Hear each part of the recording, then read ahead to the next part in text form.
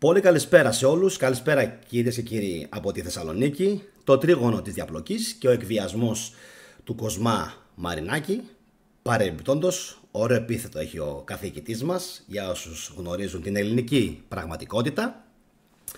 Ο άνθρωπος φυσικά είναι καθηγητής πανεπιστημίου, στα οικονομικά, στην Σιγκαπούρη. Είναι ένας από τους αγαπημένους YouTubers του θετικού.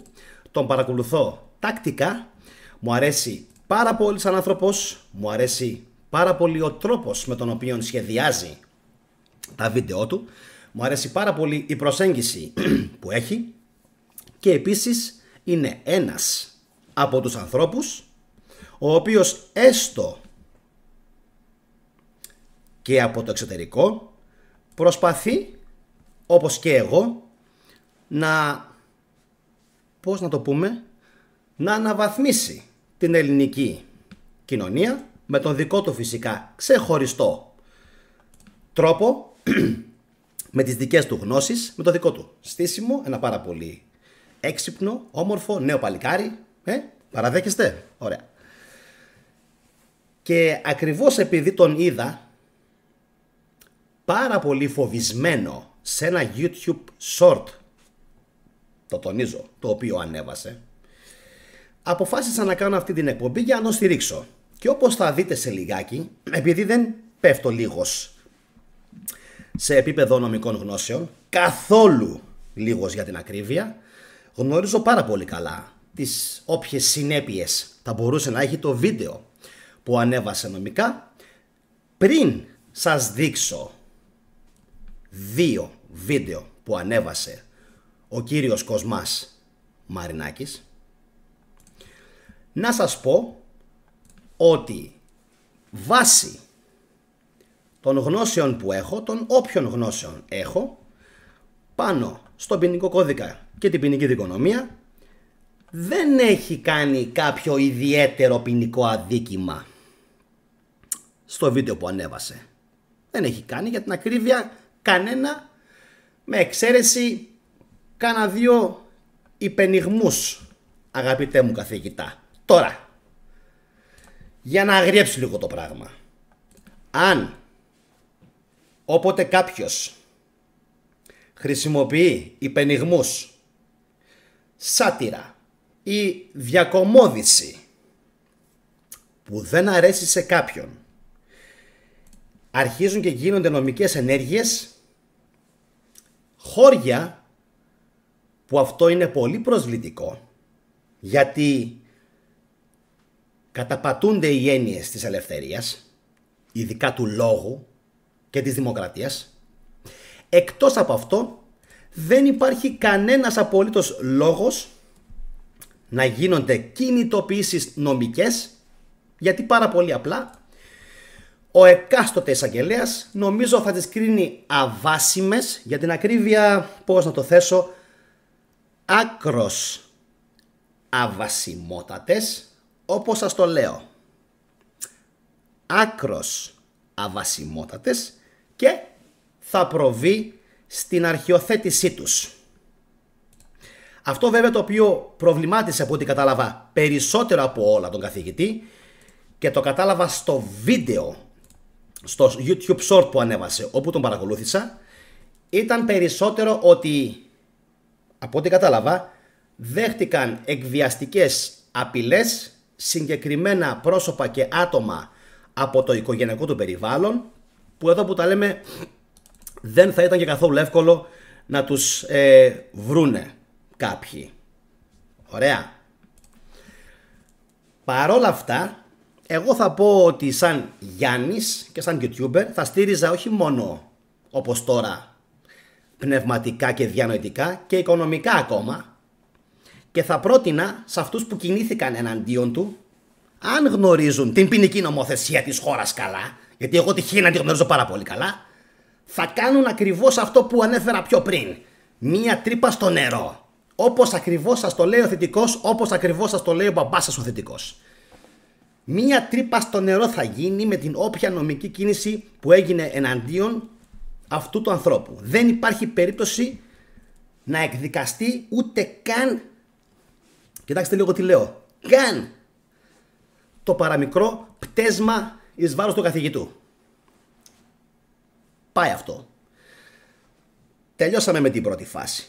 Δεύτερον, κάντε ένα like, μια κοινοποίηση. Ένα like και μια κοινοποίηση για να στηρίξουμε όλο τον καθηγητή. Ωραία. Και πάμε να δούμε ποιο ήταν τελικά.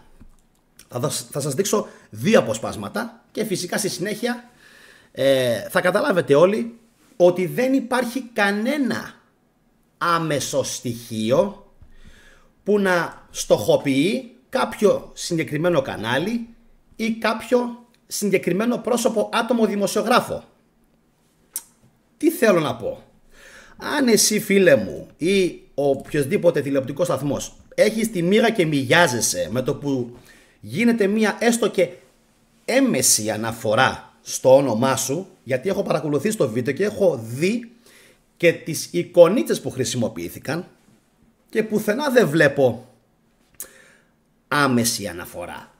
Πέραν λοιπόν του στοιχείου διακομόδησης που χρησιμοποίησε ο κύριος καθηγητής και της όποιας σάτυρας, δεν υπάρχει κάποιο άλλο στοιχείο σοβαρό, ενοχοποιητικό εναντίον του, που σημαίνει ότι το βίντεο θα έπρεπε ξεκάθαρα να παραμείνει στην πλατφόρμα του YouTube. Τώρα, να ξεκαθαρίσουμε ότι αυτό που έθεσε ο κύριος καθηγητής είναι ότι δεν το κατέβασε το ίδιο το YouTube προς τιμήν του το βίντεο του, εξάλλου δεν λέει κάτι κακό, εξηγεί ο άνθρωπος πώς δουλεύει το role model της Ελλάδας, πώς δουλεύει το οικονομικό μοντέλο της Ελλάδας. Δεν υπάρχει κάτι άλλο.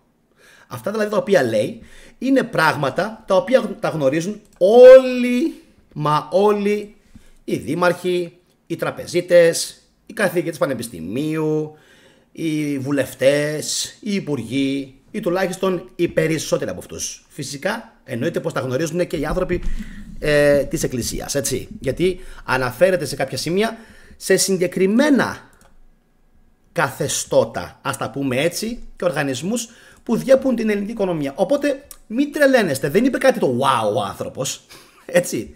Δεν είπε κάτι το wow. Τίποτα απόλυτος. Λοιπόν, δημοσκόπηση. Είναι σωστό να απειλούνται και να εκβιάζονται Έλληνες YouTubers επειδή λένε την άποψή τους?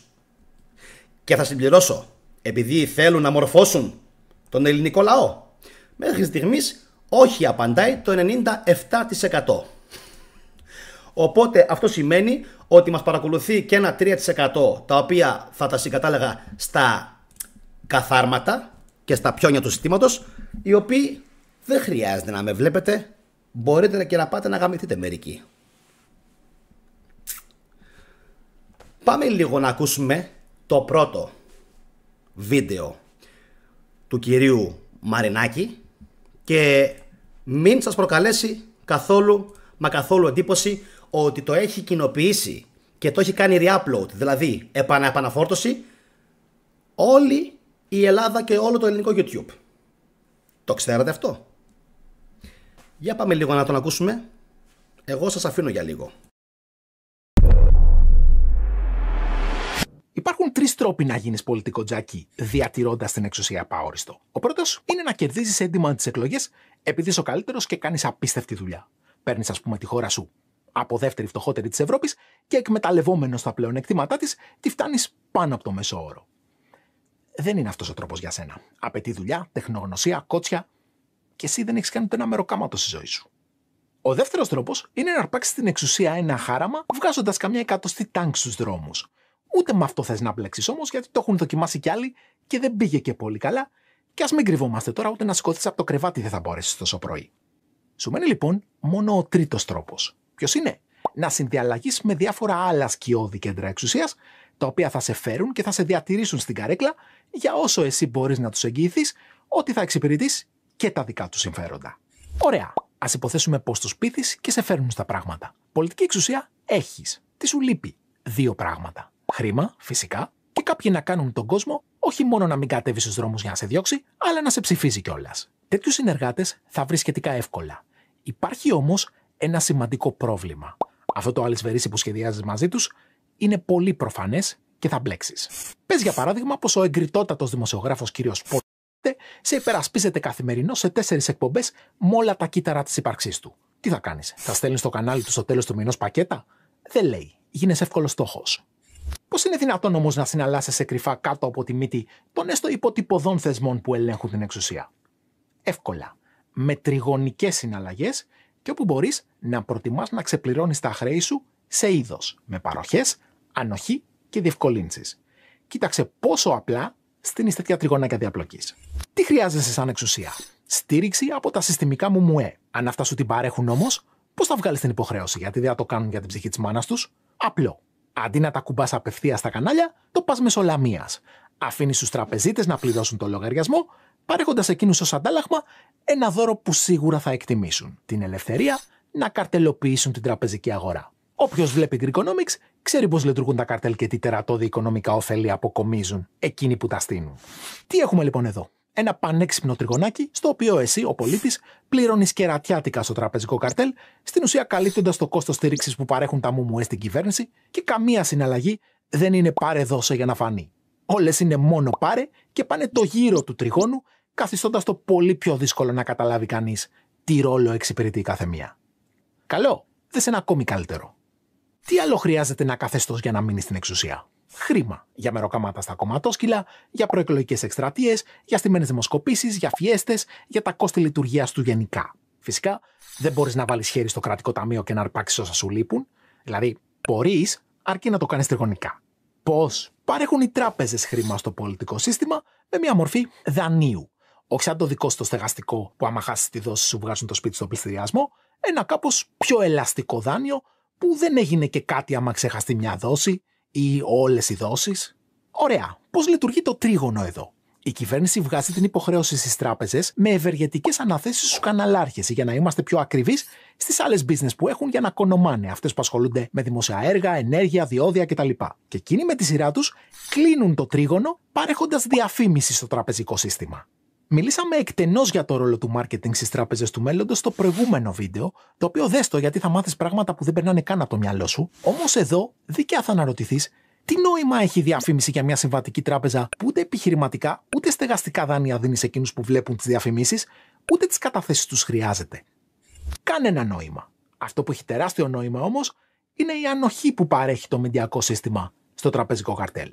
Στην υποθετική χώρα για την οποία μιλάμε δηλαδή, δεν θα ακούγες ποτέ στην τηλεόραση ούτε ένα ρεπορτάζ για το πώς οι χρεώσεις για τις τραπεζικές της συναλλαγές είναι από τις ακριβότερες στον πλανήτη. Ωραία. Εδώ λοιπόν, στο πρώτο απόσπασμα, ο αγαπητός κύριος καθηγητής ουσιαστικά αυτό που μας λέει, και νομίζω πως απλά χαλάστηκαν κάποιοι που διέρευσε το κοινό μυστικό, δεν είναι καθόλου μυστικό, και επίσης ποιο νόημα υπάρχει για μηνύσεις όταν το βίντεο το έχουν δει όχι απλά πενταψήφια, εξαψήφια και πλέον ίσως και εφταψήφια νούμερα Ελλήνων πολιτών, όταν το βίντεο αυτό έχει αποθηκευτεί και έχει ανέβει σε χιλιάδες πλατφόρμες και από χιλιάδες ιστούς και φυσικά από χιλιάδες λογαριασμούς χρηστών στο ελληνικό αλλά και στο παγκόσμιο YouTube. Ποιος ο λόγος? Δεν υπάρχει κανένας απολύτως λόγος. Τι εξηγεί εδώ ο καθηγητής? Λέει λοιπόν ότι υπάρχει και υπάρχουν πάρα πολλά τρίγωνα. Ωραία. Triads λέγονται και στα αμερικάνικα, στα αγγλικά. Αν έχετε παρακολουθήσει φυσικά διάφορες ταινίες που ασχολούνται με τη μαφία, και εκεί πέρα υπάρχει το φαινόμενο των triads, εντάξει. Ουσιαστικά πρόκειται για τριγωνάκια τα οποία το ένα στέλνουν χρήματα στο άλλο και αλληλοεξυπηρετούνται. Οι τραπεζίτες στους διαφημιστές της τηλεοράσεως, η τηλεόραση στην κυβέρνηση, η κυβέρνηση ξανά με τη σειρά της με διάφορες αναθέσεις έργων, ούτω καθεξής, τα ξαναεπιστρέφει πίσω στους ιδιοκτήτες των καναλιών. Δηλαδή δεν είναι κάτι το οποίο είναι μυστικό. Για να λέμε την αλήθεια, έτσι, όχι για να υποτιμήσω αυτό που λέει ο καθηγητής, ο Γιώργος ο Καρζαφέρης πριν πάρα πολλά χρόνια, ακόμα όταν ήταν στο τηλεάστη, τα έλεγε όλα, τα εξηγούσε όλα. Μπορεί ο άνθρωπος να μην τα έχει εξηγήσει τόσο compact, συμπυκνωμένα, σε 5-6 λεπτά να πει όλο το story πώς ακριβώς έχει και πώς ισχύει, έτσι, αλλά τα ξέραμε. Τα έλεγε. Δεν είναι δηλαδή ότι ο κόσμος δεν ήξερε ότι έλα τώρα. τι κάνει η νιάνια στα κεραμίδια. Το ζήτημα είναι αν κάποιοι ενοχλήθηκαν που ο κύριος Μαρινάκης εκπαιδεύει οικονομικά τους Έλληνες. Προσέξτε το αυτό. Χρήζει και αξίζει like και κοινοποίησεις αυτός ο άνθρωπος μόνο και μόνο για αυτόν τον λόγο. Γιατί εκπαιδεύει οικονομικά τους Έλληνες. Κάτι το οποίο, αν πάτε φυσικά στο σχολείο, δεν θα δείτε ποτέ κάτι τέτοιο. Θα σας κάνουν μαθήματα για τα θρησκευτικά, θα σας κάνουν μαθήματα φυσικά για την παραποιημένη ιστορία, έτσι, φυσική, μαθηματικά, γεωμετρία. Οι μισοί δεν παρακολουθούν ποτέ αυτά, ας πούμε, τα μαθήματα, επειδή βαριούνται, αλλά κανείς μας δεν διδάσκεται στο σχολείο οικονομικά, που κανονικά θα πρέπει να υπάρχουν βασικά μαθήματα οικονομίας από το δημοτικό και από τις πρώτες τάξεις του δημοτικού. Ωραία. Άρα ο άνθρωπος, αυτό που καταλαβαίνω εγώ είναι ότι κάνει υπερήφανους τους Έλληνες, τους μορφώνει, τους κάνει πιο έξυπνους, τους ξυπνάει και πάνω κάτω τους μαθαίνει, αδερφέ, πώς δουλεύει το οικονομικό σύστημα και μοντέλο της χώρας. Ναι, ποιοι χαλιούνται? Αυτοί που είναι στην εξουσία. Γιατί θα ξέρουν και άλλοι πώς να αρπάξουν την εξουσία μέσω δημοκρατικών θεσμών. Γιατί μέχρι σήμερα αυτό το μυστικό ή τα κοινά τα μυστικά τα ξέρανε πολύ λίγοι. 300, 500, 1000 οικογενειούλες στην Ελλάδα. Και ξαφνικά σου έρχεται ο καθηγητής και σου λέει όχι. Γιατί να μην ξέρουν όλοι οι Έλληνες τι είναι το χρήμα, έτσι, πώς μεταφέρεται από τον ένα στον άλλον, δηλαδή τι συναλλαγές γίνονται και το καθεξής. Πάμε να ακούσουμε το δεύτερο απόσπασμα, εγώ το βουλώνω. Πάμε να ακούσουμε και το δεύτερο απόσπασμα που είναι εξίσου σημαντικό με το πρώτο. Πιο μικρό είναι σε διάρκεια, αλλά είναι εξίσου σημαντικό. Ακούστε τον τι λέει. Δώστε ιδιαίτερη προσοχή, επαναλαμβάνω, κάντε like και κοινοποιήστε. Για να δούμε. Πίσω στο τρίγωνό μας τώρα, η ρευστότητα που τροφοδοτεί το σύστημα διαπλοκής που μόλις είδαμε προέρχεται μεν από τους φόρους σου, όχι όμως απευθείας από τα κρατικά ταμεία όπως πιστεύουν οι περισσότεροι, αλλά τριγωνικά, μέσω αναθέσεων, δημοσίων έργων, μηντιακής ανοχής και θαλασσοδανείων. Τα τρίγωνα που σου έδειξα και τα δύο είναι απλοποιημένα περισσότερο για να κατανοήσεις την τριγωνική αρχή. Στον πραγματικό κόσμο, η διαπλοκή σχηματίζει ένα πολύπλοκο κουβάρι, στο οποίο εμπλέκονται πολύ περισσότεροι παίχτες. Οι επικοινωνίες, η ενέργεια, ομάδες ποδοσφαίρου, θρησκευτικοί παράγοντες, τοπική αυτοδιοίκηση, λαθρεμπόριο, νύχτα και ένα σωρό άλλα κέντρα που αρκετά έχουν πλοκάμια και εκτός συνόρων. Όσο σύνθετες κι αν είναι όμως οι πραγματικές σχέσεις διαπλοκής, αυτό που πρέπει πάση θυσία να καταλάβεις είναι ότι δεν μοιάζουν ποτέ έτσι. Πάντοτε εκτελούνται τριγωνικά, για να μην εντοπίζονται εύκολα και να μπορούν να εξηγηθούν μόνο σε βίντεο κάποιου καναλιού οικονομικής γνώσης, που ας μην έχουμε αυταπάτες, ο περισσότερος κόσμος δεν θα δει ποτέ. Είμαι ο Κοσμάς Μαρινάκης, διδάσκω οικονομική επιστήμη στο Πανεπιστήμιο της Σιγκαπούρης και αυτά ήταν τα τρίγωνα της διαπλοκής. Αν δεν μου συμβεί κάποιο ατύχημα, τα λέμε στο επόμενο. Τρομερό, έτσι. Το πώς κλείνει το βίντεο είναι κάτι το οποίο προφανώς και το πρόσεξαν όλοι. Αν δεν μου συμβεί κάποιο ατύχημα, τα λέμε στο επόμενο βίντεο. Προφανώς και δεν θέλουμε και ούτε θα αφήσουμε να σου συμβεί, αγαπητέ Κοσμά, κάποιο ατύχημα. Και όπως είπα και στην αρχή του βίντεο, είμαι από τους ανθρώπους που θα παρότρινα μάλιστα τον κόσμο με οποιοδήποτε κόστος να ενισχύσει οποιαδήποτε δικαστική αντιπαράθεση θα σου τύχει στο μέλλον. Και επαναλαμβάνω ότι δεν υπάρχει λόγος να γίνει οποιαδήποτε δικαστική διαμάχη για ένα θέμα το οποίο ουσιαστικά θα καταλήξει είτε στο αρχείο, είτε θα έχουμε να κάνουμε με ένα μικρούλι πτεσματάκι. Ούτε καν όμως λέω εγώ. Και πάλι λέω ούτε καν, επειδή τυχαίνει, επαναλαμβάνω, να ξέρω αρκετά για την ελληνική νομοθεσία και πώς δουλεύει.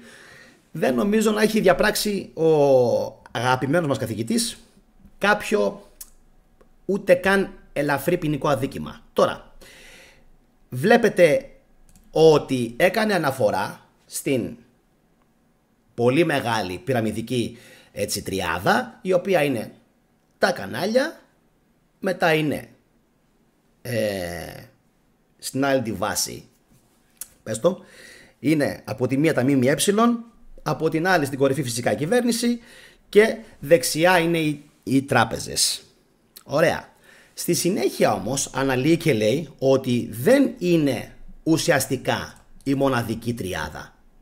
Υπάρχουν πάρα πολλές τριάδες οι οποίες δουλεύουν μεταξύ τους και φυσικά όπως βλέπετε σε αυτές συμπεριλαμβάνει και τη νύχτα και ποδοσφαιρικά σωματεία και ενδεχομένως διάφορα θρησκευτικά, θεολογικά, Ινστιτούτα, καθεστώτα, οργανισμούς, όλα αυτά τα όμορφα και τα ωραία και φυσικά διάφορες άλλες μορφές, ωραία, οι οποίες λέει σχηματίζουν ένα ολόκληρο κουβάρι.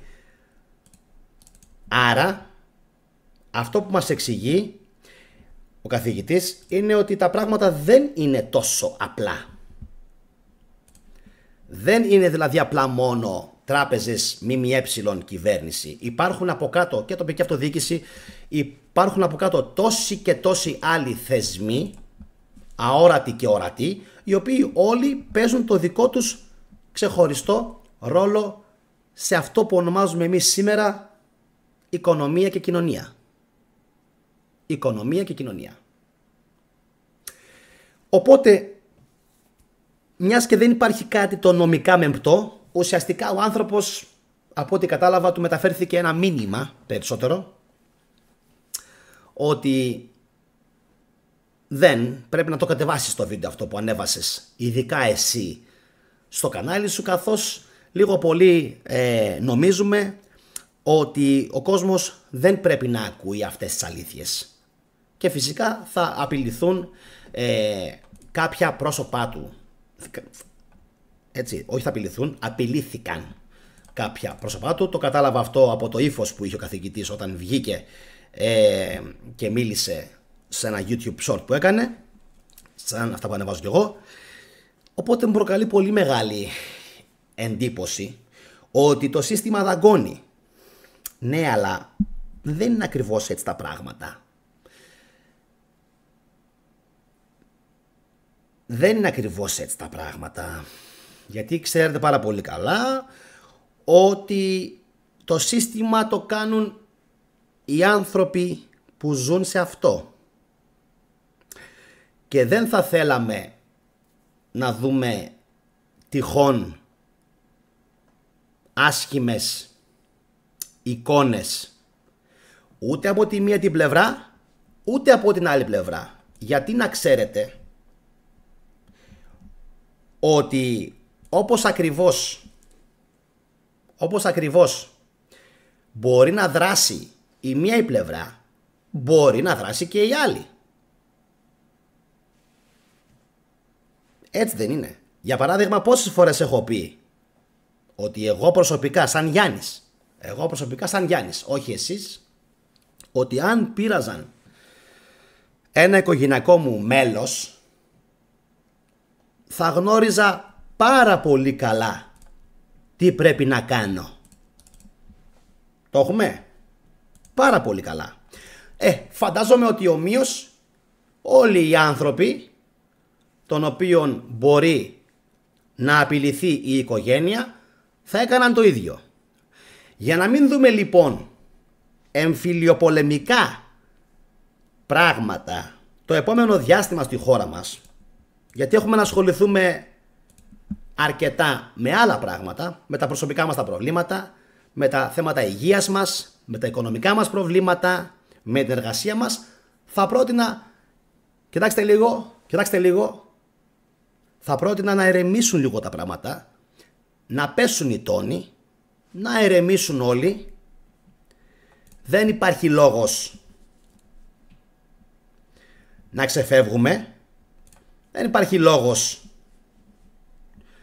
να ανεβαίνουν οι τόνοι και από τις δύο τις πλευρές και καλό θα ήταν τα πράγματα τώρα κιόλας, μιας και είναι Τιτούγεννα, Βεσπασιούγεννα, Χριστούγεννα μπροστά μας, να ηρεμήσουν τα πράγματα εδώ από την Ελλάδα μεριά προς τη Σιγκαπούρη, εντάξει, και να περάσουν όλοι μια Όμορφα βασικά Χριστούγεννα και όμορφη Πρωτοχρονιά. Να μην έχουμε τώρα ντράβαλα και τρεξίματα. Δεν υπάρχει λόγος. Εξάλλου, όπως σας εξήγησα στην αρχή της εκπομπής και το εξήγησα και στη συνέχεια, δεν υπάρχουν ούτε καν ποινικά αδικήματα. Δεν μπορείς να φορτώσεις σε κάποιον ότι διέπραξε ποινικό αδίκημα με την υπόνοια, υπονοώντας κάτι. Αν δεν ονομάσεις συγκεκριμένα κάποιον, δεν μπορεί να σου κάνει τίποτα. Αν πάλι δημιουργήσεις ένα λογοπαίγνιο και απλά ο άλλος έχει τη μοίρα και μοιάζεται, είναι δικό του το πρόβλημα, όχι του δικαστικού σώματος της Ελλάδος. Το τονίζουμε αυτό. Εντάξει, έτσι είναι τα πράγματα. Έτσι είναι. Ο νομοθέτης το λέει ξεκάθαρα, ότι πρέπει να απευθυνθείς με ονοματεπώνυμο και με ξεκάθαρα στοιχεία προς κάποια κατεύθυνση προκειμένου να ισχύσει κάποιο ποινικό αδίκημα. Από τη στιγμή λοιπόν που δεν το έχει κάνει αυτό ο Κοσμάς Μαρινάκης, δεν υπάρχει και κανένας απολύτως λόγος να το συζητήσουμε περαιτέρω. Κάντε like, κοινοποιήστε, κάντε εγγραφή στο κανάλι, παρακολουθήστε περισσότερες εκπομπές του Θετικού και στηρίξτε αυτόν εδώ τον απίστευτο καθηγητή που λέγεται Κοσμάς Μαρινάκης. Καλό βράδυ σε όλους. Καληνύχτα. Τα σέβη μου. Γεια σας. Σαγιόναρα που λέγει οι Ιαπωνέζοι.